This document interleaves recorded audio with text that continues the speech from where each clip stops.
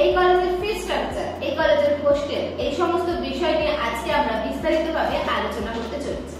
কিন্তু আপনি যদি আমাদের চ্যানেলে নতুন হয়ে থাকেন তাহলে অবশ্যই আমাদের চ্যানেলটি সাবস্ক্রাইব করে দিন এবং পাশে থাকা বেল আইকনটিতে ক্লিক করে দিন, যাতে এরকম ইনফরমেটিভ ভিডিও আপনার কাছে খুব সহজেই পৌঁছে যায়।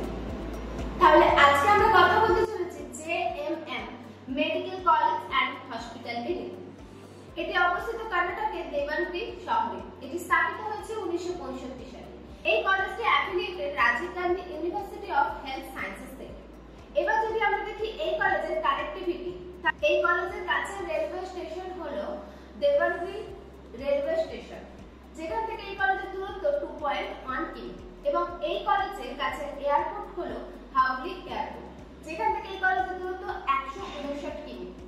এবার আমরা দেখব এই কলেজের ক্যাম্পাস। এই কলেজ প্রায় 25 একর ক্যাম্পাস জুড়ে রয়েছে, যেখানে পেডেড হসপিটাল রয়েছে 2210টি, আর এই হসপিটালে প্রত্যহ প্রায় প্রচুর পেশেন্ট আসা যাওয়া করে থাকে। এই কলেজের ফ্যাসিলিটি যদি আমরা দেখি তাহলে এই কলেজে রয়েছে library, lab, medical hospital, girls hostel, boys hostel, cafeteria, auditorium ইত্যাদি। এই কলেজের এমবিবিএস সিট সংখ্যা হলো 245টি।